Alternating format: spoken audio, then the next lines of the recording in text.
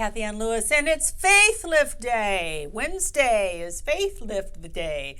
You know, it used to be Wednesday child is full of woe, but they're only full of woe because they haven't been filled with faith. So here's the faith. And I'm telling you stories because I am inspired by other people's stories. In fact, the only real spiritual food that I get is not so much do this, do this, do this, do this. It's when I see how other people have applied this principle, then I'm like, oh, I could apply it too. So I want to tell you about this. And it kind of goes with one of the evening calls that I did recently and putting your attention on things. And by the way, if you're not getting one of my evening calls, if I'm not calling you at 8 o'clock every evening to give you something good to sleep on, then call Heidi at our office and have her sign you up. But let me go on. I digress. I've always believed in God. What's so weird is that I believed in God. I wanted a relationship with God. God was my best friend. I believed in the power of prayer, and I was born into an agnostic atheist family. And in my high school years, I was also dating an atheist who just didn't believe in God. And so I wanted to prove to my boyfriend, the man I loved and I thought I'd spend the rest of my life with, wink, wink, that God was listening and God was present and prayer was powerful. So I decided to do something that would get his attention and the attention of my agnostic mother. And at that time, I'm not sure it is anymore, but at that time I was extremely allergic to poison oak. And there was a lot of poison oak in Oregon, especially where my grandfather lived. So it wasn't unusual for me to get 2 or 3 bouts of poison oak every summer because I was always running into it when I was horseback riding. And one time I was so swollen up in my face that I didn't want to even go to high school. And another time I got blisters all over my legs that I had scars from for a very long time. So I was allergic to poison oak. So I was going to prove to them that prayer worked. So I took poison oak and in front of them, I rubbed it on this arm. And my mother, who had seen the reactions that I could get, was alarmed, and my boyfriend was skeptical, and I rubbed it on, and I remember it began to itch, and I said, no, it's not going to take effect. The power of my prayers are now eliminating any reaction from myself in the name of the Father and the Son and the Holy Ghost, because that's the way I believed you should pray at that time. So I'm not getting into the methodology or the technology, which is in the name of the Father, the Son, and the Holy Ghost. What I'm saying is that I kept my attention on what I wanted instead of what would normally have happened. See, we're always either being conditioned by our past or pulled by our future. And I believe that was one of those times when I was being pulled into the future of knowing the power of prayer and being able to use it for myself and teach those powers and that prayer process to others. If I had listened to my past and remembered previous occurrences with poison oak, the way that I rubbed it on my forearm, I would have had really bad blisters. But every time I would feel even a tinge, I would avoid it. I'd say, no, I believe in the power of God to keep me well. In the name of the Father and the Son and the Holy Ghost. And I put that whole thing in, and nothing happened. My mother kept looking. My boyfriend sort of looked. None of them were impressed. And by the way, none of them were converted to believe in God.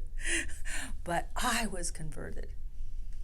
I had just one more step up in my acknowledgement that in God all things are possible. It really wasn't about them, and it wasn't really, it really wasn't about me changing them, although teenagers love the idea that they could change somebody else. What it really was about is part of my evolution, so that when other things have happened to me and other things have happened to me, I had the faith to turn to God, to not believe in the outcome that I was told I should believe in, and to really claim for myself a total healing. I'm really grateful that I did the poison oak experiment at a young age, and it turned out so well. I hope that encourages you to start where you are and let the future that you want pull you forward. And know that by the power that is in you, because what's in you is greater than what is outside of you, because what's in you is the presence of Spirit. I'm hoping that you will choose a trajectory that is wholesome, that is joyous, that is prosperous, and that is free.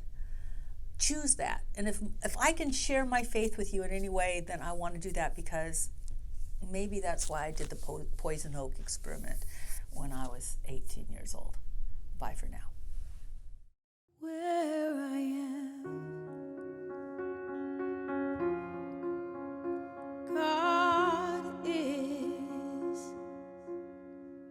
Where I stand, God is standing strong. Where I breathe, God is breathing life in and out and through me. As me, where I sing,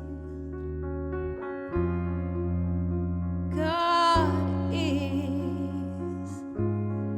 Where I dance, joy lifts my feet. Where I live, beauty's flowing free, in and out and through me. As me, where I doubt, God is the faith in me.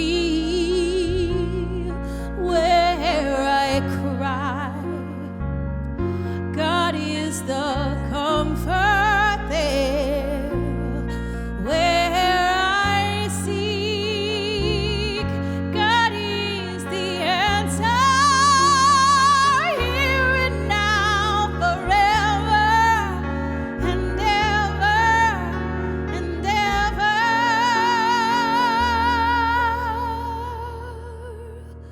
Where I speak, truth is. Where I work, love is my career. Where I play, God is playing boldly, in and out and through me. As me,